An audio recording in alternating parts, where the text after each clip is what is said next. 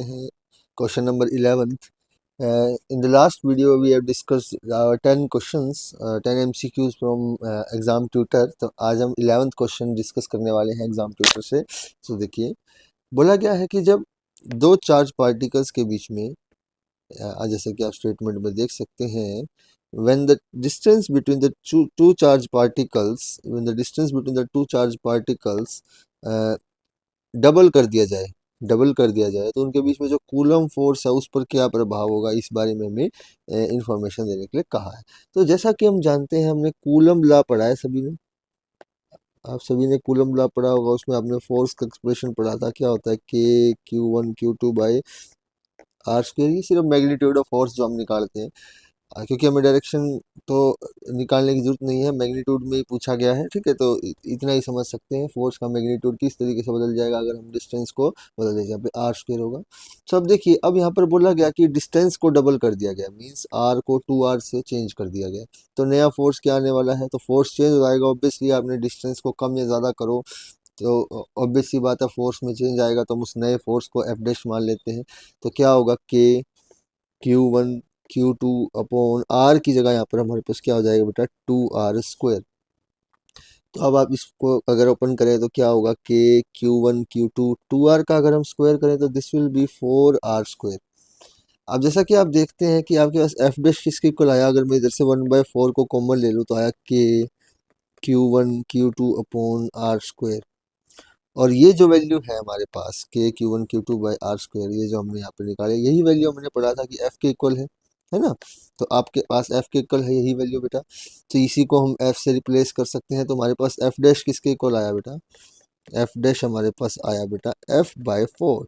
Means अगर आप distance को डबल कर देते हैं तो फोर्स 4 गुना कम हो जाएगा। तो आप देख सकते हैं जो नया फोर्स आया आपके पास F', वो पुराने फोर्स को 4 से डिवाइड करने के बाद आपको उसके इक्वल मिलने वाला है। तो इसका मतलब क्या है, जो फोर्स है वो 1/4 टाइम कम हो चुका है। बोलिए क्लियर है कि नहीं है सभी को, बोलिए 1/4 टाइम हमारे पास फोर्स क्या हो चुका है बेटा, कम हो चुका है। क्लियर है कि नहीं, तो आंसर क्या हो जाएगा, the answer will be B. तो चलिए बेटा नेक्स्ट क्वेश्चन की तरफ बढ़ते हैं। क्वेश्चन नंबर 12 है जो हमारा। 12 क्वेश्चन में आप देखिए क्या बोला गया है, what is the force between two charge sphere having charges 0.2 microcoulomb and 0.3 microcoulomb placed 0.3 metre apart. तो अब देखिए बेटा क्वेश्चन में क्या बोला गया है, मैं सोल्यूशन यहाँ पे कर देता हूँ आपको। इधर आपको चार्ज दिया हुआ है, एक चार्ज दैट इज 0.2 माइक्रोकूलम, दूसरा भी चार्ज आपको गिवन है दैट इज, मैं यहाँ पे सोल्व कर रहा था, Q2 that is equal to 0.3 microcoulomb, है ना। उसके बाद आपको बोला गया इन दोनों के बीच में जो डिस्टेंस है r दैट इज 0.3 मीटर, ये बोला गया आपको। अब पूछा गया what is the force between two charge spheres, दो चार्ज स्फीयर हैं आपके पास, एक के ऊपर 0.2 माइक्रोकूलम चार्ज है, एक के ऊपर 0.3 माइक्रोकूलम चार्ज है, और इन दोनों के बीच में क्या इलेक्ट्रोस्टैटिक फोर्स होगा या फोर्स होगा वो हमें कैलकुलेट करना है। तो जैसा कि हम जानते हैं फोर्स का फॉर्मूला बेटा, मैं इसे यहाँ नीचे सोल्व कर रहा हूँ। फोर्स का फॉर्मूला आप सभी ने पढ़ा है, K Q1 Q2/r²। और आप इस K की वैल्यू जानते हैं कितनी होती है, 9 × 10⁻⁹। उसके बाद आप जानते हैं Q1 की वैल्यू कितनी होती है बेटा, 0.2 माइक्रोकूलम को बेटा आप ऐसे लिख सकते हो 0.2 × 10⁻⁻6 कूलम। तो यहाँ पर लिखोगे 10⁻⁻6। वैसे यहाँ पर Q2 की वैल्यू भी लिख दीजिए 0.3 × 10⁻⁻6। यहाँ पर आप ये देखिए तो 0.3 का स्क्वायर करना है, तो हम 0.3 × 0.3 कर देंगे बेटा। तो इसको आप फर्दर सोल्व करिए तो आपको क्या मिलने वाला है, देखिए। सो यहाँ पे हमारे पास सबसे पहले तो बेटा 1.3 से 1.3 कैंसिल आउट हो जाएगा, ठीक है बेटा। ये हमारे पास 10⁻⁻6 से 9 की 10⁻9 को अगर हमने कैंसिल आउट किया तो 3 बचेगा, यहाँ से हमें कहेगा तो -3 बचेगा बेटा। तो हमारे पास जो लास्ट कैलकुलेशन बची है दैट इज़ 9 × 0.2 × 0.3 × 10⁻³ हमारे पास आंसर आया है। अब देखिए आप 0.2 × 0.3 को आप कैसे सोल्व कर सकते हैं बेटा, इसको पॉइंट को दोनों को हटा दीजिए तो 2/3 है, तो 3 × 3 = 9, 3 × 2 = 6, तो आपके पास आंसर आ जाएगा बेटा 6 × 10⁻³ न्यूटन। तो कुछ नहीं किया बेटा, हमने सिंपली यहाँ पर कूलम लॉ को अप्लाई किया है, तो हमें जो है आंसर मिल गया। सो जो आंसर होगा हमारा बेटा वो होगा A, that is 6 × 10⁻³ newton. I guess आप सभी को क्लियर होगा। कुछ नहीं किया बेटा, दो चार्जेस दिए गए हैं हमें स्फीयर पे, दो स्फीयर्स पे चार्ज हैं, एक पे है 0.2 माइक्रोकूलम, एक पर है 0.3 माइक्रोकूलम। उनके बीच का डिस्टेंस हमें दिया गया है 0.3 मीटर, और हमने फॉर्मूला लगा दिया। और के की वैल्यू आप सभी जानते हैं कि इसकी वैल्यू होती है, जो कि हमारे पास 1/4 पे एप्सिलॉन नॉट होता है, इसकी वैल्यू होती है 9 × 10⁹9। आप चाहें तो इसकी यूनिट भी प्रिडिक्ट कर सकते हैं। देखिए आपके पास ये फॉर्मूला होता है, यहाँ से आप यूनिट भी निकाल सकते हैं, F = K(Q1Q2/R²। तो K की यूनिट क्या होगी बेटा, आप फोर्स का फॉर्मूला बना लो, उधर से आप यूनिट प्रिडिक्ट कर सकते हो। तो फोर्स इधर से K का फॉर्मूला बना लीजिए, सॉरी। तो क्या बनेगा, Fr² / Q1Q2। तो फोर्स की यूनिट होती है न्यूटन, डिस्टेंस की यूनिट होती है मीटर स्क्वायर, और चार्जेस की यूनिट होती है पर कूलम स्क्वायर। तो ये इसकी यूनिट हो जाएगी बेटा, ठीक। तो अगर आपको वैसे तो आंसर आपका यहाँ पर न्यूटन में आने वाला था, तो हमने इसकी ज़रूरत ही नहीं थी। तो आई गेस आप सभी को न्यूमेरिकल समझ में आ गया होगा कैसे आपको सोल्व करना है। बड़ा ही इजी न्यूमेरिकल है, ठीक है। क्वेश्चन 13 की तरफ बढ़ते हैं बेटा। क्वेश्चन 13 में हमें दिया गया है कि एक हमारे पास चार्ज है +4 कूलम का, माइक्रोकूलम का, सॉरी, +4 माइक्रोकूलम। एंड दूसरा हमारे पास चार्ज है बेटा 2 माइक्रोकूलम, उसको कुछ डिस्टेंस पर रखा गया, और उन दोनों के बीच जो फोर्स है वो है 8 न्यूटन।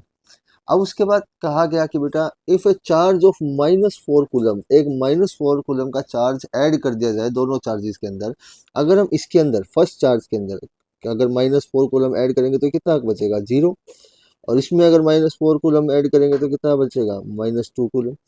तो अब बताओ इन दोनों चार्जेस के बीच में फोर्स क्या होगा। हम जानते हैं फोर्स का फॉर्मूला क्या होता है, K(Q1Q2/R², है ना। अब यहाँ पर Q1 भी 0 हो गया तो फोर्स 0 ही हो जाएगा, सिंपल सी बात है। तो आंसर क्या होगा बेटा, 0। समझ में आई बात। तो बड़ा ही इजी सा क्वेश्चन था, इसमें आपको वैल्यूज देकर ऐसे कंफ्यूज किया गया था जैसे पता नहीं कितनी कैलकुलेशंस करनी पड़ेंगी। बस जस्ट एक एडिशन करके आप समझ सकते हैं कि अगर हम इस पहले चार्ज में -4 कूलम ऐड करें और दूसरे में -4 कूलम ऐड करें तो यहाँ तो 0 हो जाएगा, और यहाँ पर हमारे पास -2 माइक्रोकूलम बचेगा, और उन दोनों के बीच में तो फिर कोई फोर्स होगा ही नहीं, क्योंकि एक चार्ज हमारे पास 0 हो चुका है। तो आई गेस 13th क्वेश्चन सभी को समझ में आ गया होगा बेटा, क्लियर होगा सभी को, बोलिए।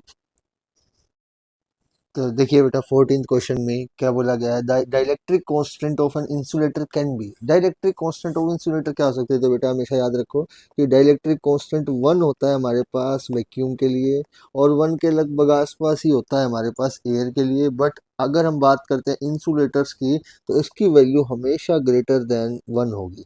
मतलब कि 1 से हमेशा डाइलेक्ट्रिक कांस्टेंट की वैल्यू ग्रेटर होगी। तो अगर हम इन ऑप्शंस में से कोई आंसर देखना चाहें, तो किस केस में आपको ऐसा लग रहा है कि 1 से ग्रेटर वैल्यू -1 तो नहीं है, 0 नहीं है, 1.5 0.5 भी नहीं है। तो आंसर क्या होगा, 5। अब मान लीजिए यहाँ पर 5 ना होता और इसकी जगह 3 4 लिखा होता तो भी आंसर 3 होता। जो भी वैल्यू 1 से ग्रेटर होती है वही आपके लिए आंसर हो जाता है डाइलेक्ट्रिक कांस्टेंट। तो याद रखिए कि डाइलेक्ट्रिक कांस्टेंट 1 आपको मिलता है वैक्यूम के केस में, आपने, है ना। नेक्स्ट देखिए, नेक्स्ट क्वेश्चन पे बढ़ते हैं 15th क्वेश्चन की तरफ। देखिए इसमें बोला गया है कि आपके पास एक इबोनाइट रोड है जिसके ऊपर एक नेगेटिव चार्ज है आपके पास। कितना चार्ज दिया हुआ है, -3.2 × 10⁻⁻10 कूलम का आपके पास नेगेटिव चार्ज एक रोड पर दिया गया है। और बोला गया है बताइए इसके पास कितने इलेक्ट्रॉन्स होंगे एक्सेस में, जिसके कारण इस पर ये चार्ज अपीयर हुआ। तो आप जानते हैं हमने एक फॉर्मूला पढ़ा आप सभी ने, quantization of charge Q = NE। तो अगर हमें नंबर ऑफ इलेक्ट्रॉन्स निकालने हो तो n किसके इक्वल हो जाएगा, यहाँ से Q/E, है ना। तो हम ये फॉर्मूला यहाँ पर यूज करके बड़ी आसानी से नंबर ऑफ इलेक्ट्रॉन्स निकाल सकते हैं। तो चार्ज हमारे पास कितना दिया है, 3.2। तो इसको आप लिख सकते हैं -3.2 × 10⁻10 कूलम। आप सभी को हम बड़े अच्छे तरह से पता होगा कि इलेक्ट्रॉन पर चार्ज कितना होता है, -1.6 × 10⁻⁻19 कूलम। हमने पिछली वीडियो में भी इसको पढ़ा था, तो लिख लीजिए -1.6 × 10⁻⁻19 कूलम। तो माइनस से -1.6 को अगर हम 3.2 से काटेंगे तो 2 पर जाएगा बेटा। और तो यहाँ पर हमारे पास n की वैल्यू क्या आएगी, 2 × 10⁻⁻10, और जो -19 पावर है बेटा ऊपर आकर हो जाएगी +19। So you will get 2 × 10⁻9 electrons. तो आपका जो आंसर हो जाएगा बेटा वो हो जाएगा ए। क्लियर है कि नहीं है, बोलिए। समझ में आ गया सभी को, बड़ा आसान है। क्वांटाइजेशन ऑफ चार्ज हमने यूज किया है यहाँ पर, और कोई हमें इश्यू यहाँ पर होने वाला नहीं है। क्लियर है कि नहीं, देखिए। अब आ जाते हैं नेक्स्ट क्वेश्चन पर बेटा। इसमें पूछा गया है कि डायमेंशंस ऑफ चार्ज क्या होंगी। तो बेटा देखिए चार्ज अगर हम देखें तो हमने पढ़ा था कि करंट की अपनी डायमेंशंस होती हैं, क्या होती हैं, M0 L0 T0 A1, है ना। हमने पढ़ा है करंट का फॉर्मूला क्या होता है, चार्ज अपॉन टाइम। तो चार्ज का फॉर्मूला क्या हो जाएगा बेटा, करंट इनटू टाइम। हम कोई भी फॉर्मूला उठा लें, जरूरी नहीं हम रेट ऑफ चेंज ऑफ कुछ मेंशन करना चाहिए, क्योंकि हमने सिर्फ यूनिट्स की बात करनी है। So what ever formula will work, जो बस करेक्ट होना चाहिए किसी भी कॉन्टेक्स्ट में। अब देखिए हमारे पास करंट का डायमेंशन फॉर्मूला क्या होता है, M0 L0 T0 A1, और यहाँ पर साथ में हमारे पास टाइम और आ गया बेटा, तो यहाँ पर T1 और आ जाएगा। तो सॉरी, अगर मैं इसको पहले अलग से दिखाता हूँ फिर एक साथ लिख देंगे हम, इसे रुकिए। तो हम इसे ऐसे मेंशन कर सकते हैं इस तरीके से, और दूसरा यहाँ पर हम M0 L0, क्योंकि टाइम 1 है तो आंसर क्या आएगा बेटा, M0 L0 T1 A1। तो ये हमारे पास आएगा, तो आंसर होगा बेटा ए। क्लियर है कि नहीं है सभी को, बोलिए। तो यहाँ से आप ये डायमेंशन फॉर्मूला कैलकुलेट कर सकते हैं। नेक्स्ट आते हैं क्वेश्चन नंबर 17 बेटा। बोला गया दो प्रोटॉन्स के बीच में, दो प्रोटॉन जिन पर दोनों पर पॉजिटिव चार्ज होता है, आप जानते हो 1.6 प्लस 1.6 इंटू 10⁻⁻19 दोनों पर। तो आप जानते हैं कि जब दो पॉजिटिव चार्ज हो एक दूसरे से रिपेल करते हैं, क्योंकि लाइक, और दो नेगेटिव चार्ज भी रिपेल करते हैं, पर पॉजिटिव और नेगेटिव चार्ज जो है एक दूसरे को अट्रैक्ट करते हैं। सो ये तो आप सिनेरियो ऑलरेडी जानते हैं, है ना। सो तो अगर हम यहाँ से देखें तो बड़ा इजी क्वेश्चन है। तो दो प्रोटॉन के बीच में जो इलेक्ट्रिक फोर्स होता है वो हमेशा कैसा होगा, अट्रैक्टिव होगा, रिपल्सिव होगा, क्योंकि दोनों ही सेम चार्जेस हैं, so it will always be repulsive. तो आंसर 17 का होगा बेटा सी। नेक्स्ट आ जाते हैं बेटा 18 पर। यहाँ पर बोला गया कि चार्ज ऑन एन एटम। देखिए बेटा, जैसे आप हाइड्रोजन का एग्जांपल लें, तो हाइड्रोजन के पास एक ही इलेक्ट्रॉन होता है, एक ही प्रोटॉन होता है। हीलियम का एग्जांपल लें, दो इलेक्ट्रॉन दो प्रोटॉन, है ना। अनलेस और अनटिल उन्होंने कोई इलेक्ट्रॉन लूज कर दिया है, वो बात अलग है। बट अगर हम नॉर्मली सिंपल स्टेट में एटम की बात करें तो उसके पास जितने इलेक्ट्रॉन्स होते हैं उतने ही प्रोटॉन्स होते हैं। और आप जानते हैं कि इलेक्ट्रॉन और प्रोटॉन्स पर इक्वल एंड ऑपोजिट चार्ज होता है। तो अगर हम कहें किसी एक एटम पर नेट चार्ज क्या होगा, वो ऑलवेज क्या होगा बेटा, जीरो होगा, क्योंकि हमेशा नंबर ऑफ प्रोटॉन्स और नंबर ऑफ इलेक्ट्रॉन्स बराबर मात्रा में सब्सटेंस में होते हैं। आ जाइए नेक्स्ट क्वेश्चन की तरफ।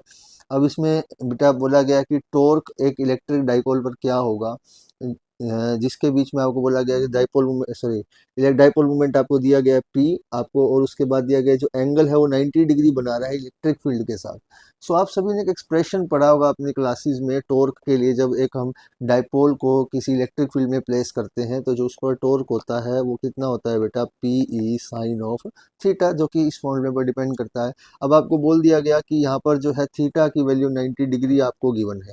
तो साइन 90 ट्रिग्नोमेट्री में आपने पढ़ा होगा, दैट इज इक्वल्स टू 1। तो यहाँ से टॉर्क की वैल्यू आपके पास क्या आ जाएगी बेटा, पी ई साइन 90, और sine 91 that is P E only. तो हमारे पास आंसर क्या होगा यहाँ पर, the answer will be A. Clear है कि नहीं है सभी को। सिर्फ साइन 90 की मैक्सिमम वैल्यू हमें यहाँ पर रखनी थी। तो 19th क्वेश्चन हमारा हो चुका है। नेक्स्ट क्वेश्चन पर आते हैं 20th क्वेश्चन पर बेटा। इसमें बोला गया था torque acting on an, same question है, बस अब की बार यहाँ पर एंगल 90 डिग्री ना देते हुए बोला गया है कि पैरेलल है। अब क्या बोला गया है, जब हमें टॉर्क कैलकुलेट करना है, और ये बोला गया है जो डाइपोल मूवमेंट और इलेक्ट्रिक फील्ड है वो एक दूसरे के पैरेलल है, मतलब जहां आपको डाइपोल मूवमेंट मिलने वाला है वहीं इलेक्ट्रिक फील्ड।